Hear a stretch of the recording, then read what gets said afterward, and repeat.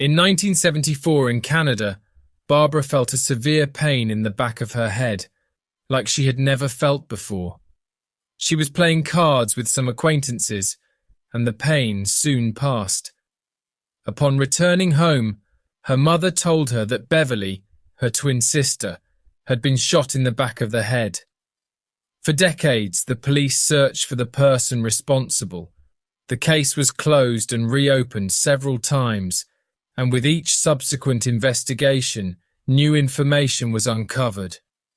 Today's case will explore the mystery behind Beverly Lynn Smith's death. Beverly Lynn Brown was born in 1952 and had 3 sisters. Susan, the oldest, Barbara, her twin sister, and Wendy, the youngest. The girls' parents were Helen and Nelson Brown. Beverly was described as a very sweet, kind soul. Everyone loved her. She had no enemies despite the fact that at this time, in their hometown of Oshawa, Canada, the socio-economic situation was dire. There were biker gangs, criminal organizations, and a survival code to exist on the streets. Just keep to yourself, and you will be left alone. Everyone in town knew the Brown twins because they were identical. They were best friends and shared everything. Barbara was the first person to know that Beverly, at 18 years old, was dating Douglas Ian Smith, better known as Doug. At first, their older sister Susan thought he was just another one of her friends, but it turned out that Doug was her boyfriend. He was 22 years old, very funny and fun to be around. Beverly was happy with their relationship. She wanted them to buy their own house and start a family. They married in 1970, less than a year into their relationship. She was now Beverly Smith. The wedding impacted the lives of the 4 sisters, especially the twin sister. They were very close, and throughout their childhood and adolescence, they had slept in the same room. This had continued until Beverly's wedding day, when she moved out of the house. Beverly and Doug moved into a house in Raglan, also in Oshawa. The house was very old, but she liked it. After all, it was hers. Doug was employed at one of the state's major factories, General Motors.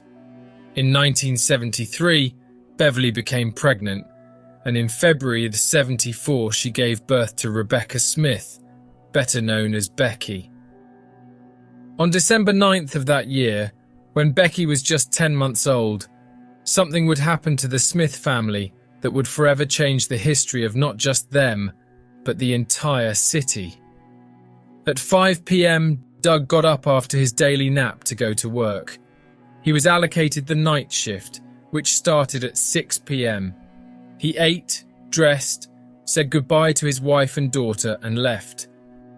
According to his time card, he arrived at work at 5:53 p.m. Beverly didn't like it when he worked at night because the house they lived in was located in a remote and isolated place. When it got dark, she used to lock the doors, close the curtains, and call one of her sisters so they could talk to pass the time. On that night, Beverly had called to ask her twin sister to come to her house, but Barbara had an appointment to play cards with friends and for the first time refused her sister's request. At 8:33 p.m, Doug telephoned home during his 15-minute break to check on his wife and daughter, but Beverly didn't answer the call. He decided to phone the couple who lived next door, Alan and Linda Smith. This call was made just 2 minutes later at 8:35 p.m. Alan and Linda, despite having the same surname as Doug and Beverly, were not related. Alan worked for the Ontario Humane Society, rescuing unlicensed dogs and collecting stray animals. The couple had also just had a baby. When Linda answered the phone, she told Doug that Beverly wasn't there with them. She offered to cross the street and go to his house to check while Alan remained on the phone. Linda knocked on the door, but no one answered. She decided to look through the kitchen window, and that's when she saw Beverly, aged 22, lying on the floor with blood around her head. Linda ran home, desperately picked up the phone, and told Doug to come home immediately. Alan then ran over and saw with his own eyes what his wife had reported. After hanging up the call with Doug, Linda called an ambulance. At 8:50 p.m, the ambulance arrived. First responder Bill Cosburn and his partner entered the kitchen and realized it was too late. Beverly had already passed away. Bill checked her head and saw a gunshot wound. He ran to the ambulance and informed the center that he would need the police urgently. When he returned to the house, he heard something in the living room, and after looking around, he saw a child. Soon after, Doug arrived in his car at high speed and desperately entered the house. Inside, he was met with one of the most terrifying scenes of his life. As soon as the police arrived, they analyzed the scene. The victim's blouse was open, but this was due to the fact that the ambulance attendants had performed cardiorespiratory resuscitation and ruled out sexual assault. It was possible to verify that there had been no fight or other type of injury, and the evidence was directing towards a homicide. In the ballistics analysis, it was found that the murder weapon was probably a .22 caliber gun, a very cheap type of rifle, which could be found anywhere. Remember that I said this area was not safe at that time. This was a weapon that many people would have owned. It is very common in cases like this for the victim's husband to become the main suspect, and Doug was the first person to be investigated. He was taken to the police station to give a statement. Neighbours Alan and Linda did the same.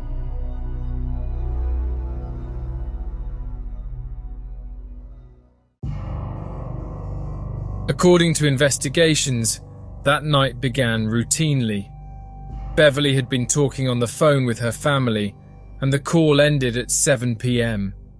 Linda had seen her in the kitchen at 8:35, so obviously the crime happened in that time window. Linda saw Beverly first through the kitchen window, and soon after Alan arrived and broke down the door to get in and try to save her.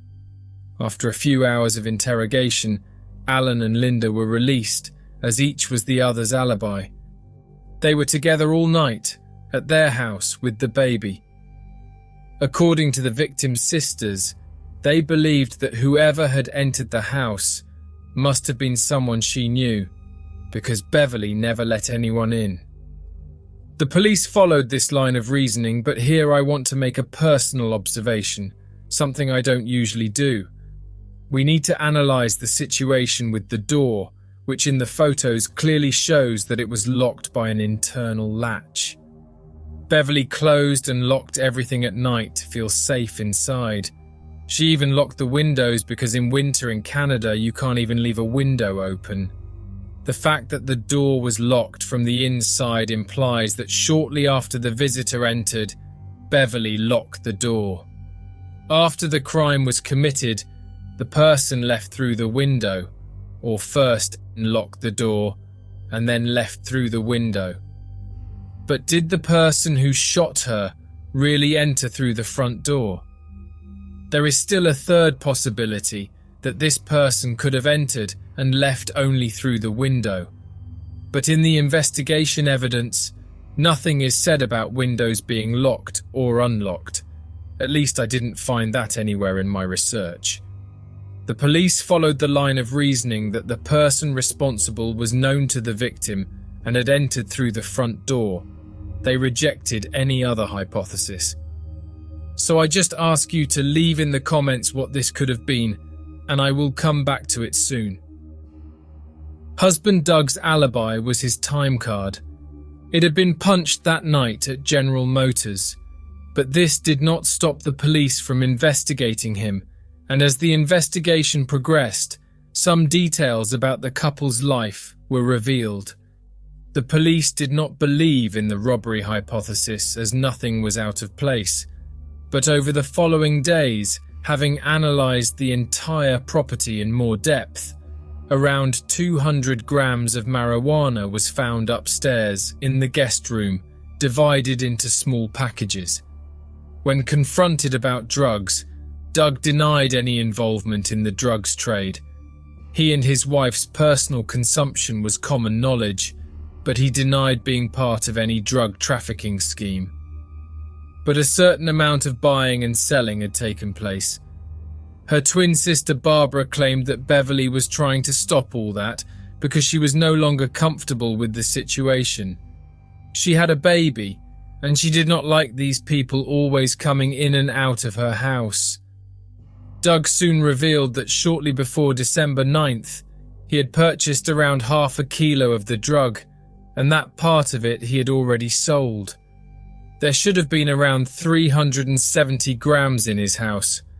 As only 200 grams was found, 170 grams must have been taken. He said that among his clients, one of them was expected that night. Mark Kenny, a teenager who was starting out in the world of drugs. Mark bought his supply from Doug to sell to students at school. On the morning of the crime, Mark had arrived at the house to buy 200 grams worth, but he didn't have enough money. He had to secure the funds that day and would return that evening to finalize the purchase. It seems that this would be the reason why exactly 200 grams of drugs was upstairs.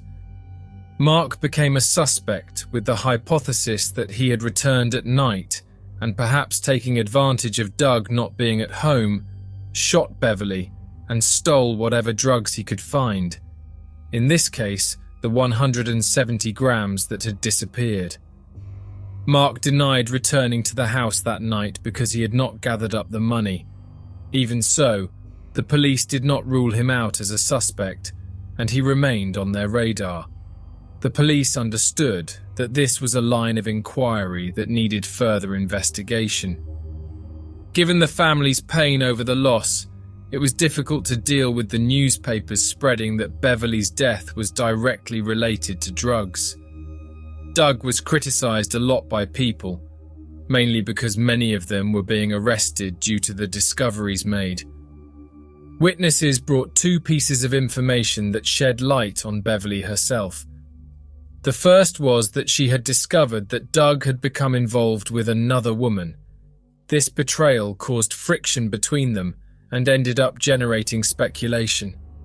It caused some witnesses to question Doug's alibi. After all, another company employee could have punched the time card. And with that, a witness said he had seen Doug scaling a fence at the GM plant, but was not sure exactly when. It was difficult to know which allegations were real and which suspicions could be evidence. With all this speculation about Doug for the young woman's family, he was never seen as a suspect. The other information that came to light was that Beverly had said that she didn't like selling drugs from her home, and that if it didn't stop, she would report her husband. At this point, everyone had a theory about who was responsible for the death. The main one was that it served as an archive burning. This theory was based on the fact that for some time Oshawa was associated with motorcycle groups, and the predominant organization was called Satan's Choice. There were reports that they killed people.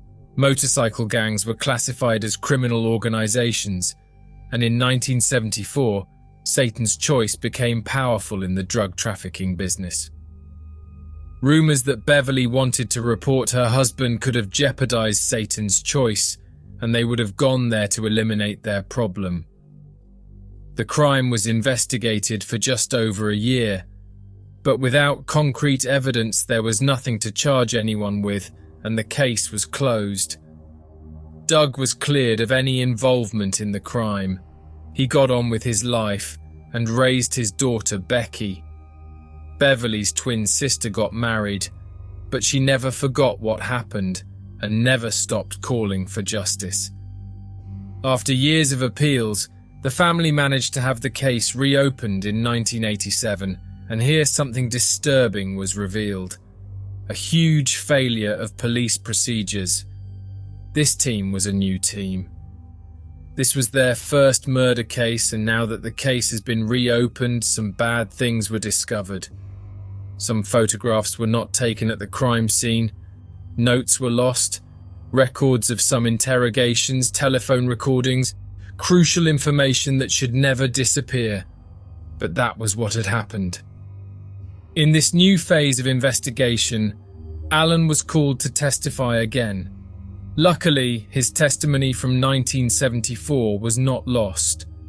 When the detective questioned him, he said that he had not entered the house that night. When confronted that in his answers in 74, he had stated that he broke down the door, he said, "No, if I said that, I take back what I said, because the person who broke down the door to get in was the ambulance rescuer." Alan was under the police's gaze, and let's go back to that observation I made about the lock. The police seemed to just want to find someone who had entered the house through the front door because they would have been someone she knew, even though there is no concrete proof that this occurred. They also discovered the origin of the drugs. It was a drug dealer called Doug Daigle. It is not known whether he obtained the drugs through the Satan's Choice group. And you noticed that they both have the same name, right? So that your understanding doesn't get confused, I'm going to identify this guy by his second name. Daigle had a terrible reputation in the city. He was irrational and unstable, especially when under the influence of PCP. PCP is phencyclidine and is an illegal drug that usually comes in powder form. It can be dissolved in liquids such as water and alcohol. There are reports that he showed up at Doug's house to ask a question, and to top it off, he was recorded saying something like, "Maybe I shot her. I was high. I don't know." In 1988, he was arrested for Beverly's murder, but was released soon after due to lack of evidence. After that, the case was closed again.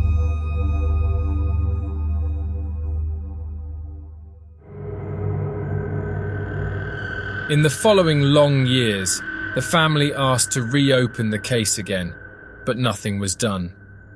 But exactly 31 years after the crime, in 2005, Barbra, now 53 years old, approached the Toronto Sun newspaper to ask them to write about the unsolved case from the 70s. The next day, an article was published in the newspaper, and with that, she got the attention and visibility she wanted. She, along with Becky, who was now 31, were being discussed in various newspapers and cast in TV shows. The fact that this case was the only unsolved one in the city pressured the police into officially reopening the case in May 2007. Now with a new chief, Detective Leon Lynch, and a new team, the intention was to start the investigation anew. They would interrogate everyone again to try to tie up the loose ends and fill in the holes from previous investigations. More than 200 people were questioned. Right away, Doug, Mark and Daigle were placed as potential suspects, but it was the contrast between neighbour Alan's testimonies that caught the most attention. Remember that in 1974 he said that he was the one who broke down the door, but in 87 he said that the rescuer was the one who did it. The police wanted to understand this part of the story much better, because it was information that could make a big difference to the case. Thus, Alan was invited to give another statement, and when asked if he would accept answering the questions using a polygraph, a lie detector, he did not hesitate and accepted. After the test, examiner Paul Nadeau said he was in no doubt that Alan was responsible for shooting Beverly. Alan's reaction was to laugh and then reaffirm his innocence. As you know, a polygraph test is not evidence. In some cases it can serve as a clue, so from that day on, overt surveillance became part of Alan's life, which for him was a real hell. It is worth mentioning that when this new phase of the investigation began, Alan and Linda were no longer married. They had separated at the end of the 90s, and I am saying this because Linda was also called in for an interrogation, and she was also asked if she agreed to answer the questions using a polygraph test. She accepted. To Linda's surprise, the same examiner said that she had not passed the test and stated that she knew something more than she claimed. Linda also came under investigation. Linda was now sharing a house with a friend, Janet Hales. The two met in 1978 at church and soon became friends. It was Janet who taught Linda about the gospel.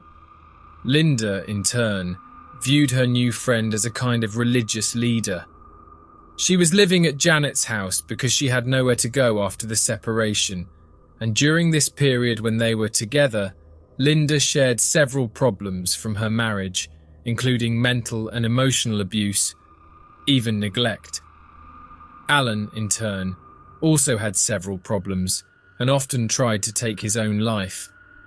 Both used illicit substances, but at a certain point Linda decided to stop, but Alan continued. Janet was shocked and disappointed because she had no idea that Linda was in any way involved in this. In her mind, how could her friend, so innocent, hide something so important in her life? In February 2008, 6 months after failing the polygraph, Linda was questioned again. She defended her ex-husband, saying that they had had a good relationship and that there were no problems in their marriage. When Janet was questioned, she reported what she had heard from Linda, that their marriage wasn't all roses. The police told Janet that this statement was not in line with what Linda had said, and Janet began to want to understand. She wanted to collect crucial information for the case. With the phones tapped, Janet started to have persuasive conversations with Linda, using the name of God to motivate her friend to say anything that would help, possibly confessing to the crime or pointing out someone else. Linda was so upset and distressed at not having passed the test that she thought she knew more than she realized, and told Janet that she felt she had a blockage that was affecting her memories. In these conversations, a new name cropped up, Dave Maunder. At the time of the crime, he and Alan were close friends.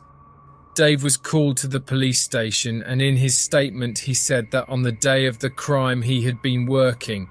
He called Alan to buy drugs. Alan said he would check with his neighbour. The police now had information that Alan had gone to Beverly's house, probably after he arrived home from work, at 7 p.m. Remember, at 7 p.m, Doug wasn't home. However, Dave was unable to maintain consistency in his version of the story, although he sometimes got the chronology of the facts wrong. It also seems that he was upset with Alan because he had stolen some of his new pants, which made it seem like it was a hurt in his feelings, and that way he might have said some things just to get revenge on Alan.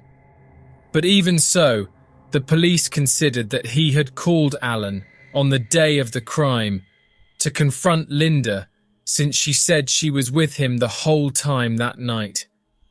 She was called in for further interrogation. She was kind of cornered. During an extensive interrogation, it is possible to hear her stating several times that she didn't know anything and that she was innocent. However, the detective seemed to not believe her. Hours later, she says that she thought her ex-husband needed to get something from the house next door to deliver to his friend Dave. Detective Leon was convinced that the only culprit was Alan, and that Linda was the instrument that would accuse him. She needed to stop being his alibi. Even so, the police used this new testimony from Linda, plus Dave's testimony, to arrest Alan in March 2008 for Beverly's murder. The charge was second-degree murder, when there is no intention to kill. As for Linda, the police understood that she had protected Alan all the time. She was arrested on charges of obstruction of justice. Now arrested, Linda was interrogated again, and after 3 decades, her version of events changed completely. She stated that that night Alan answered a call and he left. She watched him from the kitchen. He went out to get drugs for Dave, and it was not possible to know how long he remained outside the house. But when asked if Alan had a gun that day, she said that he did.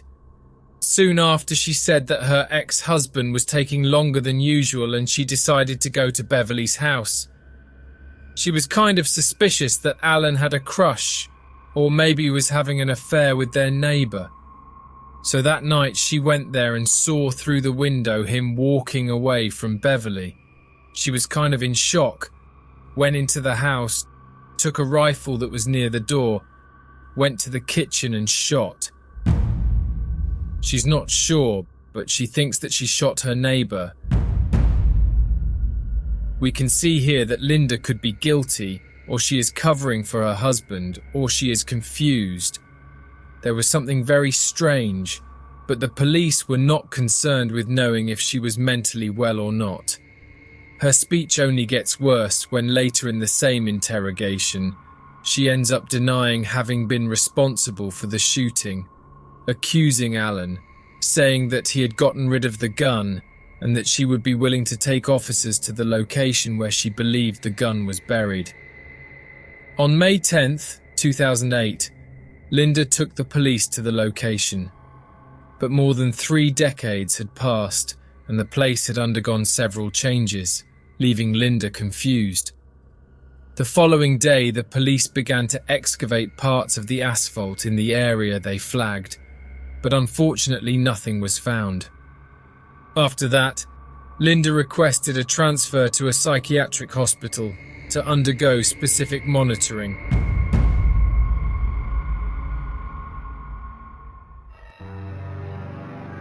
Alan's lawyers were trying everything to get him out of jail. The only evidence that the police had against him were the disjointed statements made by his ex-wife. So it was these statements that underwent a thorough analysis. Remember the polygraph test she took, which the examiner claimed were false answers? In the test, Linda answered 2 questions that, when the answers are analysed together, do not make sense. The first question was, "Do you know who shot Beverly?" She replied, "No," and to the examiner she told the truth. The second question was, "Did you shoot Beverly?" And she again answered no, but to the examiner, she had lied. The defence's conclusion was, and pay attention now, if it was Linda who shot Beverly because she lied in the second question, how would she have passed the first one when she stated that she didn't know who shot her? In other words, it was a circular problem. One answer cancelled the other, but this was disregarded by the examiner. For the lawyers, the police's only intention was to create a scenario that incriminated Alan. There was no physical evidence that could place him at the scene of the crime, or even any information that he had a weapon. In addition, there was the lack of a strong motivation for him to have shot the victim. Therefore, in July 2008, 4 months after his arrest, he was released on the grounds that the evidence was not sufficient to incriminate him. The charge was dropped. Beverly's family was devastated with Alan out of prison. Alan became a free man, but lacked friends and any social support. Just because he was free did not prove his innocence, but rather that the police had had no evidence to incriminate him. In February 2009, Alan had already been free for 5 months, and he ended up winning a fishing trip through a raffle. Fishing was something Alan loved to do from a young age, and the fact that he never won anything made him very happy. He was having some difficulty socializing, maintaining a circle of friends, finding jobs due to his tarnished image. But he saw this event as an opportunity for renewal, a moment to clear his mind.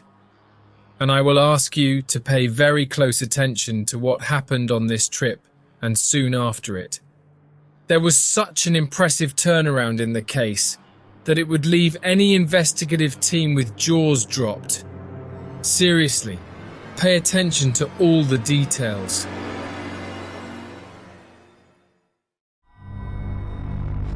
On this trip, Alan made a new friend. This friend, Danny, was also passionate about fishing, and they got along very well from the beginning. He was a carpenter, but on the side, a little outside the law, he did odd jobs, selling drugs, which for Alan wasn't a problem since he was also a drug user. Later, Danny ended up introducing Alan to a friend named Jack, but Jack was the head of a criminal organisation. Like every head of an organisation, Jack had contacts. This guy was a person no one would want to anger or have as an enemy. His word was an order which everyone had to follow. Jack knew that Danny wasn't good, and he understood that whoever hung out with him wouldn't be either. But Danny made Alan gain some votes of trust, and soon Jack started giving Alan tasks in exchange for a few bucks. 4 months later, in June 2009, things got more serious. Alan and Danny accompanied Jack on cocaine sales. Alan was paid to keep watch while Danny and Jack completed operations. Jack had also been going to a strip club called $1 Million for a few years, and there were 2 guys there that he didn't know well, but who were interested in his products. Later, Jack gave instructions that the guys would be in a black BMW, and then pointed out the location. Danny kept watch while Alan went to the car. Upon returning with the money, he was instructed to count the notes. By now, Alan felt rewarded in many ways. He had gained a new best friend, joined a group of people and started making money, all things he didn't have before. But what he couldn't imagine was that the police were carrying out an investigation using wiretaps.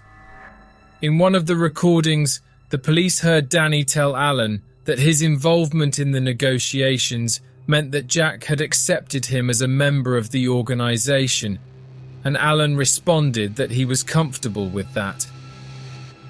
In July 2009, Jack had a new client who wanted 40 pounds of marijuana. This client arrived in the city and stayed at a local hotel. The negotiation was made, they delivered the drugs, took the money, but this customer seemed naive, and Jack later decided to steal the product back. Accompanied by Alan and Danny, and armed, they returned to the hotel room and recovered everything. Later that night, Danny knocked on Alan's door to pick him up, as Jack wanted to see them immediately. When they arrived at the warehouse, they saw that Jack was covered in blood. Jack had met with the guy he sold and stole the drugs from, because this man wanted to be smart by spreading the word that Jack sold and stole the drugs. Jack didn't like the rumours and tried to arrange a meeting in person to talk to the guy. But upon arriving, the man was immediately greeted with 2 gunshots, dying there. And now, Danny and Alan needed to dispose of the body. Alan didn't know what was actually happening. He just felt that it was too late to get out of it unharmed, and he decided to follow the instructions. The 2 took the body, wrapped in tarpaulin, and went to throw it into a ravine. On the way back, Alan and Danny were very confused. They knew that things had gone beyond the limit and needed to stop. From now on, after all, they were both, let's say, just drug dealers, and participating in a crime with a fatal victim. It seemed like too much. The next morning, Alan and Danny went to meet Jack at his cottage. He was messy, speaking gibberish, and Alan blurted out information that was heard by the police. You'll already know how, but that caused Alan to be harmed again in relation to the Beverly Smith case. I'm fucking shocked. My ears are still fucking ringing. They're still fucking ringing. Yeah. I'm sitting here, I'm staring down the fucking barrel here, right? You guys know everything about me and I know fucking nothing about you. I need something from you that you've done that nobody fucking knows. I need a fucking secret. Because you guys are sitting there with my fucking life in your fucking hands.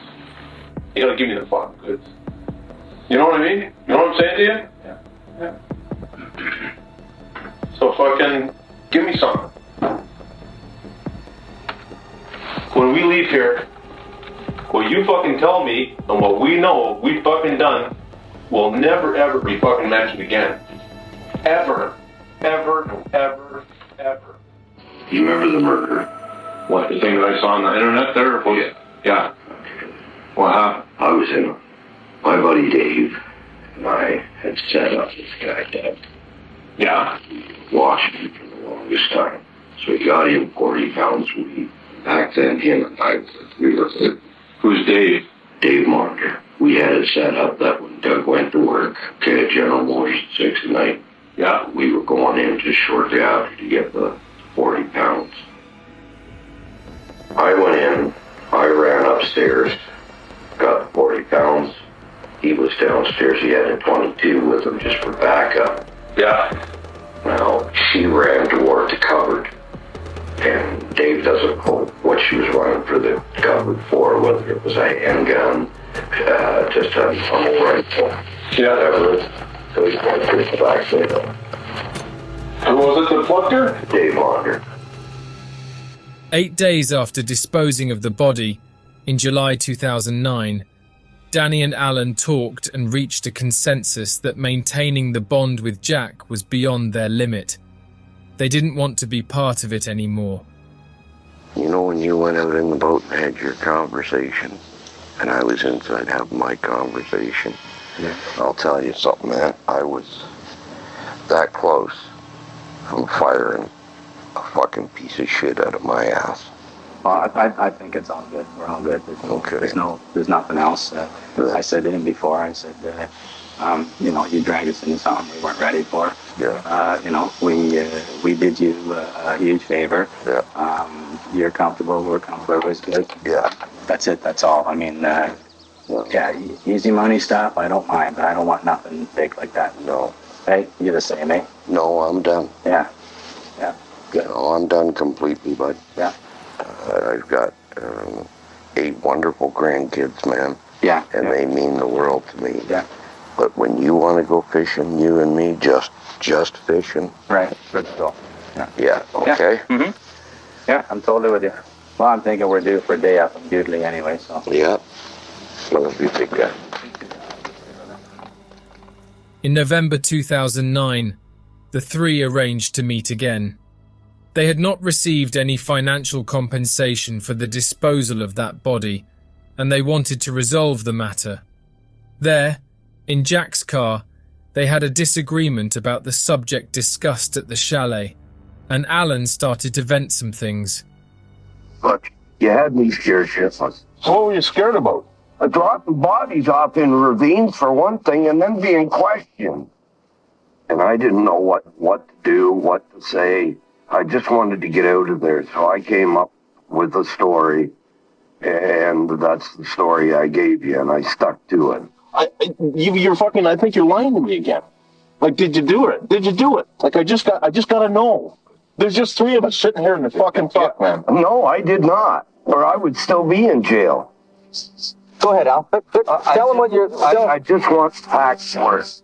But the only way it's gonna work is if I get the fucking truth out of you. Well, like what happened with that I'm innocent as the day long. Well, what happened with that girl? I have no idea. Like, it's just that we're at an impasse here because... How do I know you don't want to send me back up into jail again? You guys got me over a fucking barrel. I was fucking prepared to I would have done anything for you fucking guys. I would have I wanted to give you part of my business.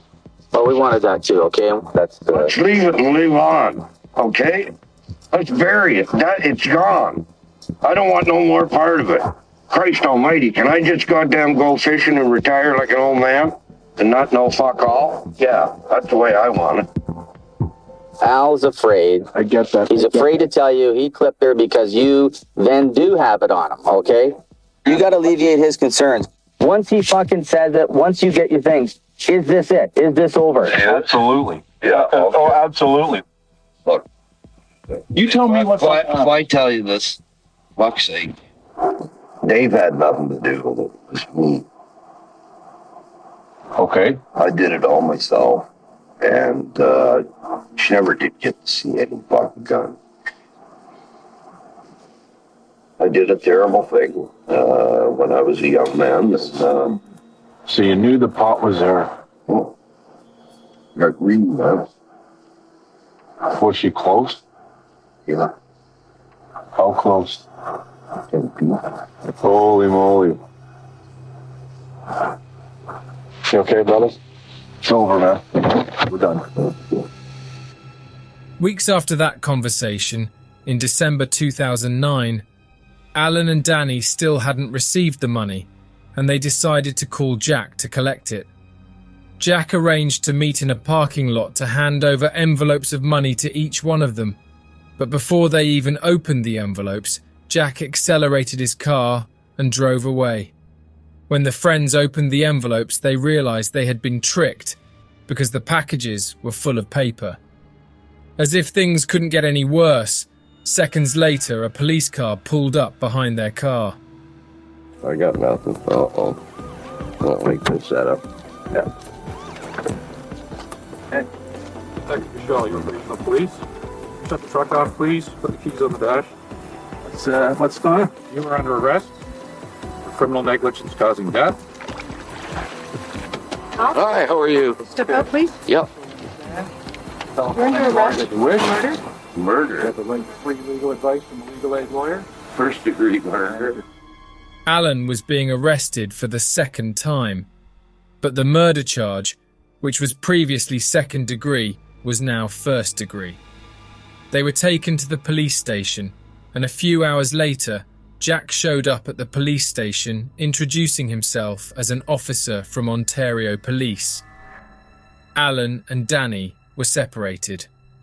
Alan was taken to an interrogation room, and there he discovered something completely unexpected. Everything that had been happening in his life in the last year was an act, from everyone involved, from the beginning to the end. The fishing trip draw had been a setup. Jack and Danny were undercover cops. The two guys who posed as customers at the $1 Million Club were also police officers. The cocaine sale was fake. The money used in the transaction, which Alan counted, was fake. The 18 kilograms of marijuana in the transaction with the newcomer were common plants. The buyer was also a police officer. The theft of the drug itself was all an act. The blood that was on Jack's body that morning was that of sheep, and the body they discarded was actually a mannequin. During these 10 months of the operation, February to December 2009, Danny and Jack were constantly listening to the police. The entire scenario was also a lie to trap him. It was all just a police setup to get a confession.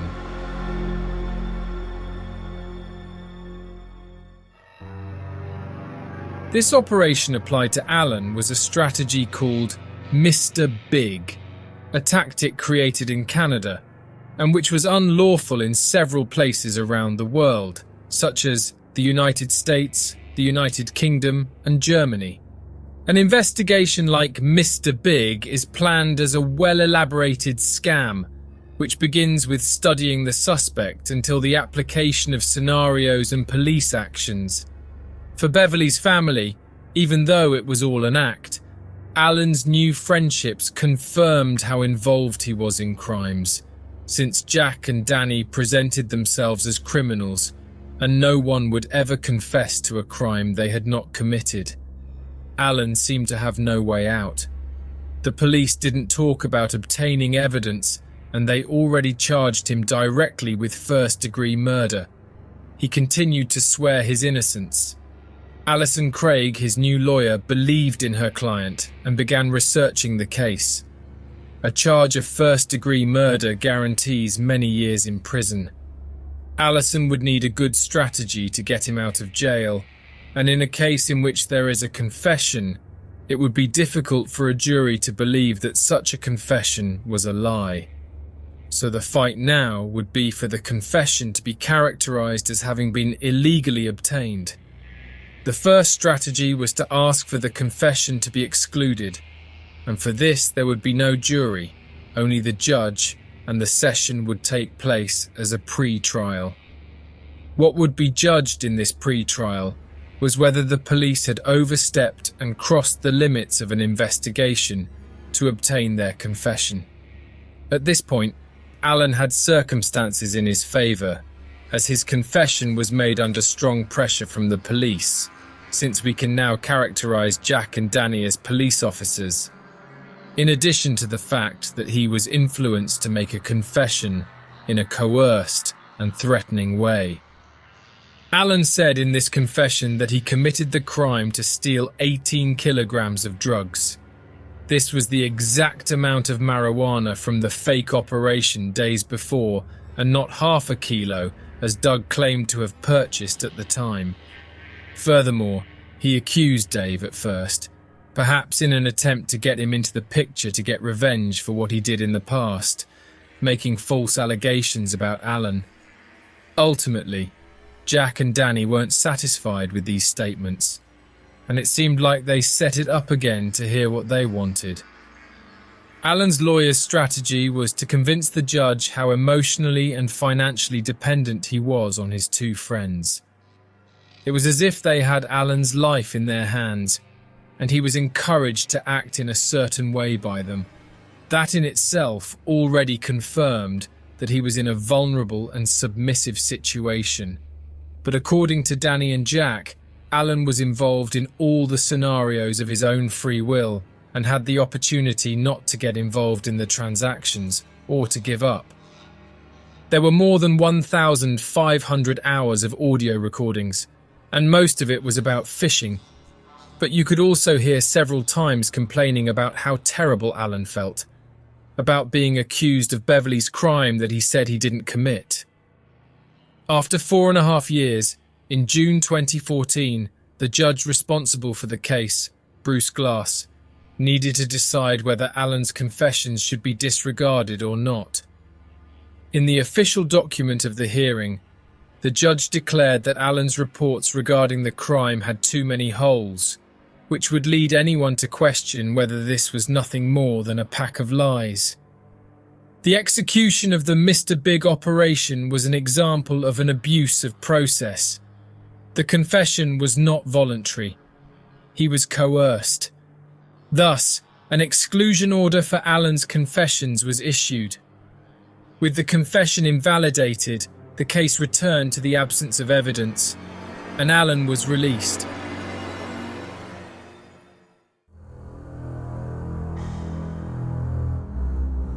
One of the biggest criticisms of this case was the police's blinkered view of Alan, ruling out all other possible culprits. But for the judge in the case, the police did not have a restricted view. For him, the police had investigated other paths, but in the end they had fixed upon Alan. However, his decision to exclude the confession was due to the law which he represents, as the detectives had violated guidelines of the Canadian Charter of Rights and Freedoms. A month after Alan was released, the Supreme Court of Canada created a new rule for confessions obtained using the Mr. Big. The rule confirms that coerced confessions are an abuse of process and will not be admissible in any case. In 2016, Alan filed a $19 million lawsuit against the regional police, Detective Leon Lynch, the undercover police officers and others involved in the operation. But so far there is no information about this lawsuit. Beverly's family trusts all the police's work and continues to believe that Alan is the only one to blame. However, Becky, the victim's daughter, despite also believing this, says she is open to new information. If Alan is truly innocent, she would not like to see him being blamed for a crime he did not commit. Alan returned to fishing and leads the life of a free man, alone.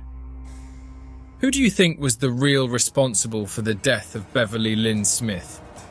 Leave your comments below, and I will see you in the next case.